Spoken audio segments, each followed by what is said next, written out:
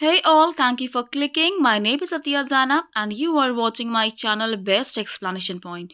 Today I have brought reading comprehension for class 9th 10th ICSE और इस video को मैं बनाने जा रही हूँ अनीता कश्यप, क्षितिज, नरेश पाल, अर्चना सिंह और हादिया मुनीर के कहने पर। अगर आपको भी कोई टॉपिक चाहिए इंग्लिश लैंग्वेज का 9th 10th ICSE या फिर 12th ISC बोर्ड का स्पेशली कोई टॉपिक चाहिए तो मुझे कमेंट बॉक्स में लिख के ज़रूर बताइए। Now without wasting time let's get started for reading comprehension 9th 10th ICSE board.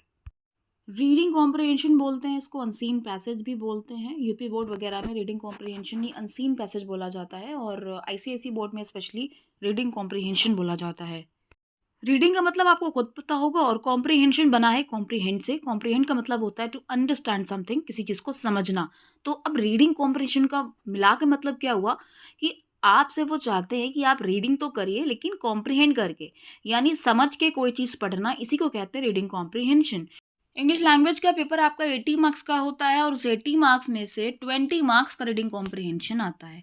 तो आप देख सकते हो कितना ज़्यादा वेटेज है इसका। तो ये इंपॉर्टेंट क्वेश्चन है जहाँ पे ग्रामर, केवल जो ग्रामर के 4 क्वेश्चंस आपके आते हैं, प्रपोजिशंस हैं और FIB है एंड ऑल, ट्रांसफॉर्मेशन वगैरह, तो ये पूरे 20 मार्क्स के आते हैं और वहीं पर ये अकेला क्वेश्चन 20 मार्क्स का है। तो इसको आप लोग लाइटली मत लीजिएगा। जिस तरीके से ग्रामर पे आप बहुत ध्यान देते हो जबकि वो 20 मार्क्स की ही आनी है, उसी तरीके से रीडिंग कॉम्प्रिहेंशन पर भी आपको प्रैक्टिस करनी पड़ेगी, कमांड लेना पड़ेगा। ओके, अब ये क्वेश्चन 20 मार्क्स का है तो ऑब्वियसली आपको कुछ सिखाना चाहता है। तो ये पर्टिकुलर जो क्वेश्चन होता है इसके मेन 3 एम्स होते हैं, 3 ऑब्जेक्टिव्स होते हैं। पहला, कंसंट्रेशन, यानी ये स्टूडेंट्स में कंसंट्रेशन डेवलप कराता है, राइट। या इसका उल्टा बोलूँ अगर, वही बच्चे रीडिंग कॉम्प्रिहेंशन को बहुत अच्छे से कर पाते होंगे जिनकी कंसंट्रेशन अच्छी होती होगी। बहुत से स्टूडेंट्स रीडिंग में क्या होता है, डिस्ट्रैक्ट हो जाते हैं। एक पैराग्राफ पढ़ा, उनका माइंड कहीं और जाने लगता है। ओके, तो अगर ऐसा है तो फिर आपको प्रॉब्लम आती होगी। तो पहली चीज़ है, you have to be concentrated while you read the passage और द गिवन कॉम्प्रिहेंशन। सेकेंड जो एम होता है या ऑब्जेक्टिव होता है वो होता है क्लोज रीडिंग, यानी ICSE बोर्ड चाहता है कि स्टूडेंट्स क्लोज रीडिंग करना सीखे। अभी क्लोज रीडिंग क्या होता है? क्लोज रीडिंग का मतलब होता है you are reading and you are close to the text, यानी आप टेक्स्ट के बहुत करीब हो। करीब होने का मतलब है कि आप उसको बहुत अच्छे से समझ पा रहे हो और इतने अच्छे से समझ पा रहे हो कि आपके अंदर क्यूरियोसिटी आ रही है उससे रिलेटेड, आपके अंदर क्वेश्चंस आ रहे हैं पूछने के लिए उस टॉपिक से रिलेटेड। साइंस का कोई भी टॉपिक जब आपके टीचर आपको पढ़ाते हैं तो आपसे पूरा एक्सप्लेन करने के बाद कहते हैं कि अगर कोई प्रॉब्लम हो तो बताओ, तो फिर क्या करते हैं आप लोग, पढ़ते हैं। तो वो सिर्फ पढ़ नहीं रहे हैं आप, उसको सिर्फ रीडिंग नहीं बोला जाएगा, उसको बोला जाएगा close reading. You are close to the text और इतने अच्छे से आप पढ़ रहे हो कि कुछ आपको ना समझ में आए तो उसको पूछ सकते हो। तो यही होता है रीडिंग कॉम्प्रिहेंशन में। You don't have to read only, rather you have to make a close reading of the given text. तीसरा एम या तीसरा ऑब्जेक्टिव जो होता है रीडिंग कॉम्प्रिहेंशन का या अनसीन पैसेज का, वो होता है ability to separate the relevant information from the irrelevant. पहला यही था कि कंसंट्रेशन, आपने फिर क्या किया, क्लोज रीडिंग। अब इसके बाद क्लोज रीडिंग करने के बाद आप यहाँ तक पहुँच पाओ कि आपको समझ आने लगे कि इस दिए गए टेक्स्ट में ये चीज़ इंपॉर्टेंट है और ये चीज़ अनइम्पॉर्टेंट है, ये रेलिवेंट है और ये इररेलिवेंट है। ये स्टूडेंट्स के अंदर एबिलिटी अगर वाकई आ जाती है, प्रैक्टिस करते करते आ जाती है ऑब्वियसली, तो वो किसी भी दिए गए क्वेश्चन का लंबा चौड़ा आंसर नहीं लिखते हैं। मैंने बहुत सारी नोटबुक्स चेक करी हैं, उसमें बच्चों को आदत क्या होती है, पूछा जा रहा है कुछ और बस वो वर्ड्स मैच करते हैं, जहाँ से मैच कर रहे हैं वो वर्ड्स, वो पूरा पूरा पैराग्राफ उठा के दिए गए पैसेज का लिख देते हैं। तो ये गलत है। वो क्या करते हैं, वो बच्चे रेलिवेंट और इररेलिवेंट इन्फॉर्मेशन, यानी इंपॉर्टेंट क्या है अनइम्पॉर्टेंट क्या है, उसको सेपरेट नहीं कर पाते हैं। तो आपको क्लोज रीडिंग करके क्या करना होता है, रेलिवेंट इन्फॉर्मेशन को इररेलिवेंट इन्फॉर्मेशन से हटाना होता है। अब ये कैसे कर सकते हो, प्रैक्टिस से कर सकते हो, और जो आपको इम्पॉर्टेंट लगता आ रहा है उस रीडिंग के दौरान उसको आप अंडरलाइन कर सकते हो। तो ये 3 ऑब्जेक्टिव्स हमने डिस्कस किए। अब इसको उल्टे तरीके से भी हम कह सकते हैं ये कि अगर ये 3 क्वालिटीज़ किसी स्टूडेंट्स के अंदर होगी तो वो रीडिंग कॉम्प्रिहेंशन को अच्छे से सॉल्व कर सकता है। यानी आपके अंदर कंसंट्रेशन होना चाहिए, आप प्रैक्टिस करिए, आप जब रीड करो कि आपका माइंड डिस्ट्रैक्ट ना हो।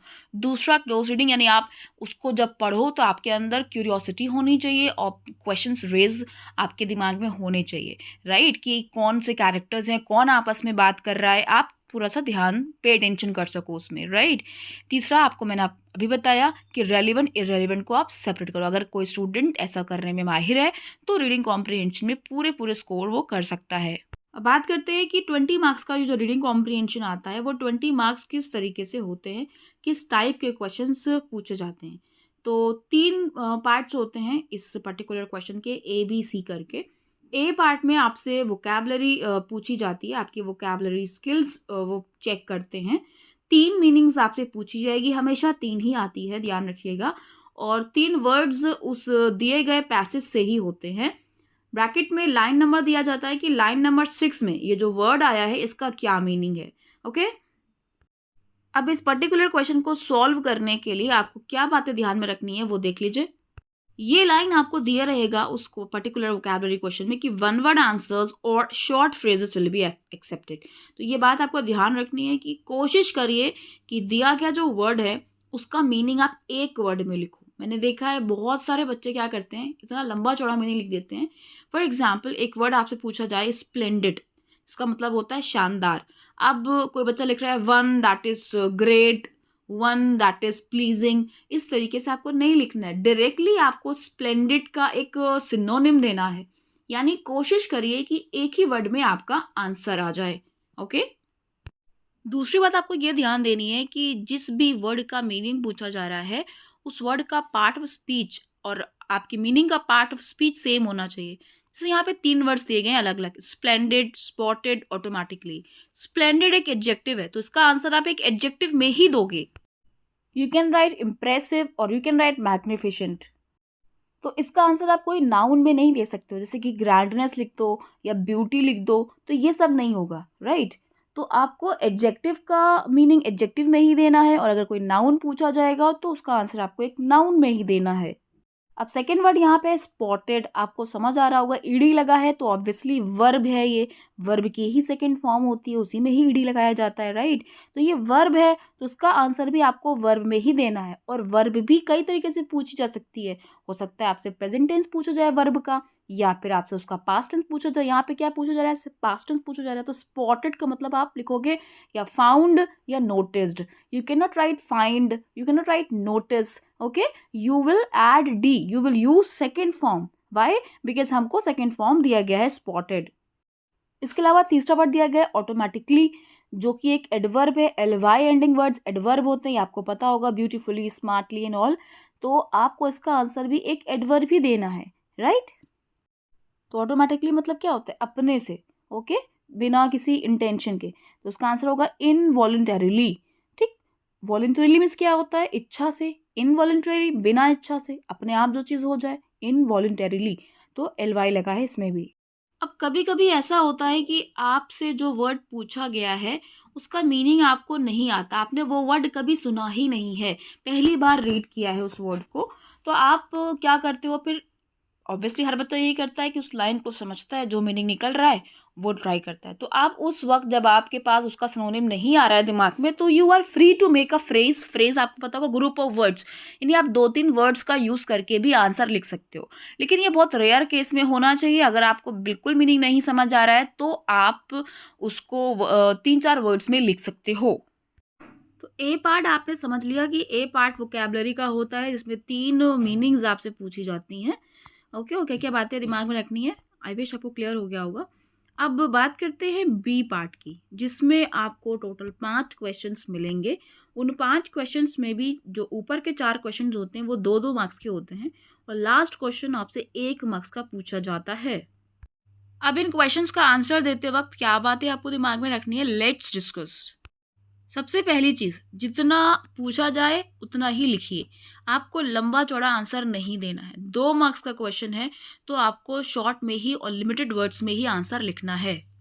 अब क्योंकि मैंने भी बहुत सारी नोटबुक्स चेक कर रखी हैं, तो मैं मिस्टेक शेयर करूँगी आपसे जो कॉमनली बच्चे करते हैं। वो ये कि पूछा जाता है कुछ और वो लिख देते हैं कुछ और। एक तो ये कैटेगरी होती है बच्चों की। और वो कैसे करते हैं ये चीज़? वो देखते हैं कि अगर वर्ड्स मैच कर रहे हैं पैसेज में, पूछा गया है जो भी, तो जहाँ भी वर्ड्स मैच कर रहे होते हैं वो उठा लेते हैं वो पैराग्राफ और उस पैराग्राफ में 4-5 लाइन्स वो छाप देते हैं, कॉपी कर देते हैं। तो ये आपको बिल्कुल भी नहीं करना है। मेरी बात फिर से सुन लीजिएगा, जितना लेंदी आप लिखेंगे उतने ही आपको मार्क्स नहीं मिलेंगे, राइट? 2 नंबर का क्वेश्चन आता है आपका, तो आपको 20 से 25 वर्ड्स में आपको आंसर देना होता है। अंडरस्टैंडिंग? अगर आपका आंसर 20 से 25 वर्ड्स से कम ही हो रहा है, यानी कि 17 से 20 वर्ड्स में आप आंसर कर दे रहे हो, दैट्स ऑल्सो ओके। 2 मार्क्स का क्वेश्चन है, आपसे टू द पॉइंट ही आंसर पूछा जाता है। तो कुछ बच्चे ये मिस्टेक करते हैं कि पूरा पूरा पैराग्राफ लिख देते हैं, और कुछ बच्चे ये मिस्टेक करते हैं कि अगर किसी क्वेश्चन का आंसर किसी स्टेटमेंट से आ रहा है तो वो पूरा पूरा स्टेटमेंट लिख देते हैं पैसेज का। ये आपको नहीं करना है। आपको स्टेटमेंट से अगर आंसर मिल रहा है तो उसे आप इनडायरेक्ट स्पीच में लिखना है, अपने वर्ड्स में कन्वर्ट करके लिखना है। अब देखिए 2019 का जो क्वेश्चन पेपर आया था, मैं अनसीन पैसेज तो आपको यहाँ नहीं दिखा रही हूँ, मैं आपको क्वेश्चंस का आंसर्स दिखाती हूँ कि कैसे और कितना लंबा आपको आंसर देना है। देखिए इसमें पहला क्वेश्चन पूछा गया है, how did the porter assist Billy? 2 लोग होंगे पैसेज में दिए गए, एक पोर्टर की बात हो रही है, एक बिली कोई है। तो पोर्टर ने बिली को कैसे असिस्ट किया, यानी कैसे मदद करी? तो मदद करी होगी एक खास पर्टिकुलर तरीके से, राइट? आपको फिर यहाँ से नहीं शुरू करना है कि पोर्टर था, बिली था, नहीं, कुछ नहीं, आपको सीधे बताना है कि मदद कैसी की। ओके, तो उसका आंसर देखिए किस तरीके से लिखा गया है। The porter suggested Billy to try the Bell Hotel when he asked him about cheap hotels in the locality. यानी बिली ने पूछा होगा कि कौन सा उसको होटल लेना चाहिए, चीप होटल के बारे में पूछा होगा, तो पोर्टर ने उसको द बेल होटल बताया। ये आपका आंसर है। अब ये देखिए, ये जो आंसर है ये पैसेज में कहाँ लिखा है वो मैं आपको दिखाती हूँ। तो बिल्कुल बिगिनिंग में ही इसका आंसर है। आप ये बात भी दिमाग में रखिएगा कि क्रोनोलॉजिकल ऑर्डर में ही आपसे क्वेश्चन पूछे जाएंगे। ऐसा नहीं होगा कि पहला क्वेश्चन आपके पैसेज में लास्ट में आपको आंसर मिलेगा, नहीं, पहले क्वेश्चन का आंसर आपको पैसेज के पहले या दूसरे पैराग्राफ में ही मिल जाएगा। तो लाइन से ही वो आपसे क्वेश्चन पूछते हैं कि पढ़ते जाइए, उसका आंसर देते जाइए, राइट?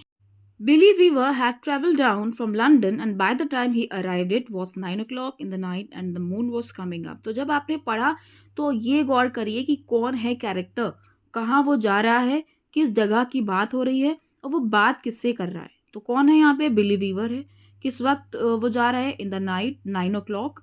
कहाँ की सीन, कहाँ का है? लंदन का। और वो किससे पूछ रहा है? आगे लिखा हुआ excuse me he asked a porter. एक पोर्टर से पूछता है कि क्या आसपास चीप होटल है? तो उसको आंसर मिलता है ट्राई द बेल होटल। तो यही आपसे पूछा गया था कि किस तरीके से उसने मदद करी।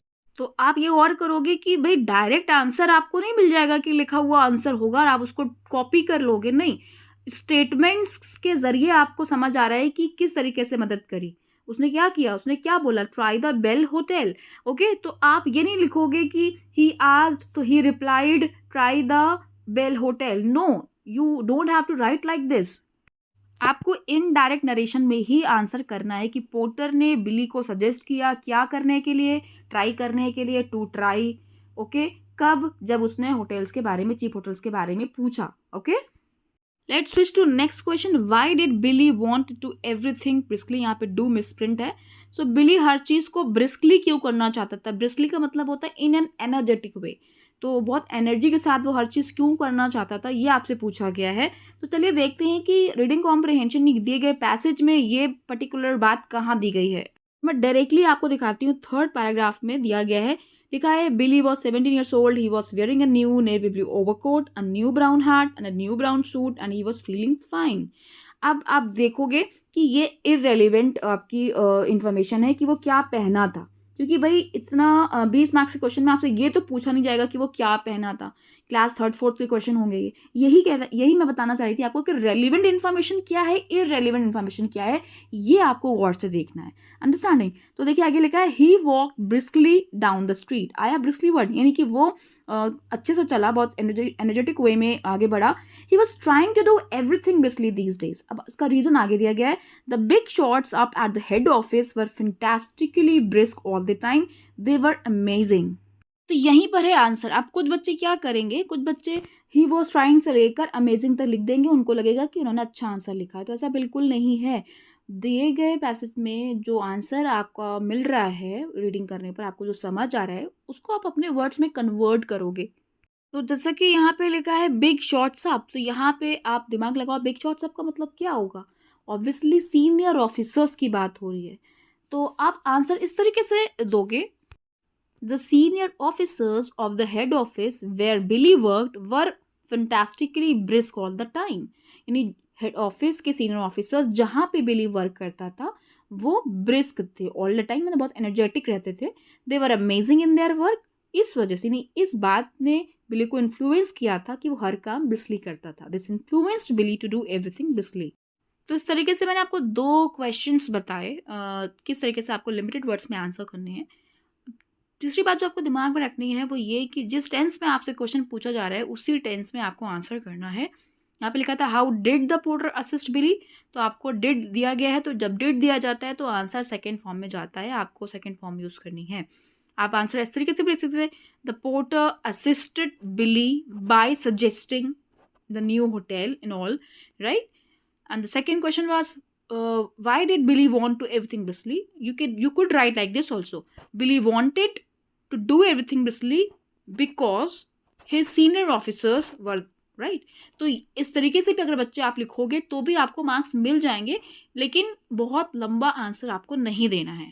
अब इसी का 4th क्वेश्चन मैं आपको दिखा रही हूँ। इसमें पूछा गया है विच सेंटेंस टेल्स यू। तो आपने देखा प्रेजेंट टेंस में पूछा था, tells you that something strange happened to Billy.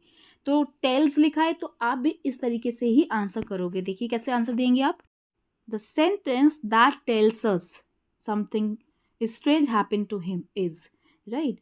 तो you have to write in the same tense which is given in the question. और अगर आपसे कोई फ्रेज पिक करने को या सेंटेंस पिक करने को बोला गया है अगर किसी क्वेश्चन में, तो हमेशा ध्यान रखिए इन्वर्टेड कॉमास में आपको लिखना है। अब जो 5th क्वेश्चन पूछा जाता है 1 मार्क्स का, तो 1 मार्क का क्वेश्चन है, तो ऑब्वियसली 2 मार्क्स के क्वेश्चन में जितना आप कवर कर रहे हो, जितने वर्ड्स में लिख रहे हो, उससे भी कम वर्ड्स में आपको 1 मार्क का क्वेश्चन देना है। क्वेश्चन ही आपसे वो टू द पॉइंट वाला ही पूछेंगे। अगर वो 1 मार्क का पूछ रहे हैं तो ऑब्वियसली उसमें डिटेल्स नहीं पूछेंगे, वो आपसे शॉर्ट, वेरी शॉर्ट ही पूछेंगे। यहाँ पे पूछा गया how much did the room cost, तो आप समझ आ रहा होगा कि पैसेज में कहीं ना कहीं लिखा होगा, तो आपको सीधे उसका कॉस्ट बता देना है। अब बात करते हैं लास्ट सी पार्ट की। सी पार्ट में एक आपसे क्वेश्चन पूछा जाता है, लॉन्ग आंसर होता है, 50 वर्ड्स में आपको लिखना होता है और 8 मार्क्स का आता है, ठीक है। इस पर्टिकुलर क्वेश्चन को हम प्रेसी राइटिंग भी कहते हैं। इसको प्रेसी राइटिंग क्यों बोला जाता है, तो प्रेसी वर्ड बना है प्रिसाइज से। प्रिसाइज का मतलब होता है शॉर्ट, इन ब्रीफ, समराइज करके लिखना। एक्चुअली सी पार्ट में वो एक ऐसा क्वेश्चन रखेंगे जिसका आंसर लॉन्ग बनता होगा, यानी कई सारी उसमें डिटेल्स चाहिए होंगी, और वो डिटेल्स आपको एक पैराग्राफ में नहीं मिलेगी, आपको 2-3 पैराग्राफ्स में से छांट के आंसर लिखना होगा, ठीक है। तो इसके लिए आपको क्या करना होगा, 2-3 पैराग्राफ में जब आपको पॉइंट्स लिखने हैं तो समरी तो लिखेंगे आप, ठीक, पूरे 3-3 पैराग्राफ्स तो नहीं नोट कर देंगे। तो क्लोज रीडिंग की हेल्प से कई सारे पैराग्राफ्स में से इंपॉर्टेंट पॉइंट्स, रेलिवेंट इन्फॉर्मेशन जो है वो आप इकट्ठा करके ये आंसर दे पाओगे। हमेशा इसी तरीके का ही क्वेश्चन आपसे आता है, इसीलिए बोला जाता है इसको प्रेसी राइटिंग। यानी दिए गए क्वेश्चन को अटेम्प्ट करने के लिए आपको समरी ही लिखनी पड़ेगी। 3 पैराग्राफ का जब आप पढ़ेंगे, तीनों से अलग अलग डिटेल्स लेंगे, उसको फिर गैदर करेंगे अपने माइंड में, तब आप लिखोगे, राइट। तो that's why this particular question is known as precis writing. That means you have to summarise what all you have read as an answer. Second important चीज़ इस पर्टिकुलर क्वेश्चन से रिलेटेड है वो ये कि आपको इसका आंसर कॉलम्स का यूज़ करके देना होता है। तो वो कॉलम्स में क्यों लिखने को बोलते हैं, वो आपकी प्रैक्टिस कराते हैं कि आप 50 वर्ड्स में ही इसका आंसर करो। 50 से एक ना ज़्यादा वर्ड्स हो ना एक कम वर्ड हो, राइट। तो कैसे कॉलम्स बनाए जाते हैं, टोटल 10 रोज बनाई जाती हैं और उसमें हर एक रो में 5 कॉलम्स होते हैं। 5 10 50, इस तरीके से हर एक ब्लॉक में आपको एक वर्ड फिल करना होता है। इवन आप अगर प्रेपोजिशन यूज़ कर रहे हो, ऑफ, टू, आर्टिकल द, उसको भी आपको एक बॉक्स में ही लिखना होता है, यानी वो एक वर्ड माना जाएगा और उसको आप एक ब्लॉक में लिखोगे। और ये बहुत कन्फ्यूजन होता है बच्चों में, कॉमा, इन्वर्टेड कॉमा, ये मैम एक सिंगल बॉक्स में लिखा जाता है कि उसी वर्ड में ही लगाया जाता है। तो let me tell you, word के आगे ही आप फुल स्टॉप लगाओगे। फुल स्टॉप कॉमा के लिए अलग से आप एक ब्लॉक नहीं यूज़ करोगे। वन मोर इम्पॉर्टेंट थिंग कि जब आप ये कॉलम्स बनाएंगे तो स्केल का यूज़ ज़रूर करेंगे। मैंने यहाँ पे स्केल का यूज़ नहीं किया है, जल्दी में बना दिया था। लेकिन आप जब भी एग्ज़ाम में, चाहे वो आपका बोर्ड हो चाहे आपका बोर्ड ना हो, आप जब भी एग्ज़ाम में प्रेस राइटिंग लिख रहे हो तो स्केल का यूज़ करके ही कॉलम्स बनाएंगे। अब इस क्वेश्चन को कैसे करेंगे, तो आप खुद ही मुझे बताइए कि एक लॉन्ग आंसर डायरेक्टली हम ब्लॉक में कैसे लिख सकते हैं। लिखेंगे तो कुछ ना कुछ वर्ड्स तो ज़्यादा होंगे होंगे। तो यही रीज़न है कि इस क्वेश्चन का आंसर करने के लिए आपको छूट दी जाती है कि आप पहले इसका एक रफ ड्राफ्ट तैयार करें, फिर जब आप 50 वर्ड्स आराम से लिख लो तब उसको आप फेयर करो। यस, आप इंग्लिश लैंग्वेज में ये पर्टिकुलर क्वेश्चन 2 बार अटेम्प्ट कर सकते हो, यानी एक आप रफ आंसर इसका लिख सकते हो, प्रैक्टिस कर सकते हो कि 50 वर्ड्स हो रहे हैं या ज़्यादा तो नहीं हो रहे हैं आंसर, क्योंकि भाई कोई इतना बड़ा स्कॉलर नहीं हो सकता कि दिमाग में ही सोचे 50 वर्ड्स और 50 वर्ड्स ही वो एग्जैक्ट लिख दे। ठीक है, तो आपको थोड़ा बहुत तो वर्ड्स घटाने पड़ते हैं या बढ़ाने पड़ते हैं। और उस रफ ड्राफ्ट को लिखने के लिए आपको कॉलम्स बनाने की ज़रूरत नहीं है। जब आप फेयर करना तो आप कॉलम्स बनाना। आप जब रफ ड्राफ्ट करोगे तो कैसे करोगे? आप डैश बना लेना, जैसे आप स्क्रीन पर देख सकते हो, एक लाइन में 5 डैश बनाएँगे आप, और इस तरीके से 10 रोज़ आपको बनानी है, ठीक है? और उसमें आपको आंसर लिखते चले जाना है। जब आपका आंसर फिनिश हो जाए तब आप उसमें चेक करिए कि आपने कितने वर्ड्स यूज़ करे हैं। क्या आपके वर्ड्स कम हो रहे हैं या वर्ड्स आपके ज़्यादा हो रहे हैं? अगर वर्ड ज़्यादा हो रहे हैं तो आप देखिए कि किन 3-4 वर्ड्स यानी किन फ्रेजेस को आप रिड्यूस करके एक सिंगल वर्ड यूज़ कर सकते हो। For example, did not reject, okay, तो आप डिड नॉट रिजेक्ट 3 वर्ड्स बन रहे हैं तो आप अलाउड कर सकते हो उसकी जगह पे। मान लीजिए कहीं लिखा है वेरी बिग, तो वेरी बिग को हटा के आप एनॉर्मस कर दो। अंडरस्टैंडिंग, तो आपको ये कॉमन सेंस यूज़ करना है कि मैं कौन से वर्ड्स को हटा के एक सिंगल वर्ड लेके आऊँ, जिससे आपका आंसर 50 वर्ड्स में ही कवर हो पाए। बस उसे एडिट करने के बाद आपको वही आंसर कॉलम्स में नेक्स्ट पेज में लिख देना है।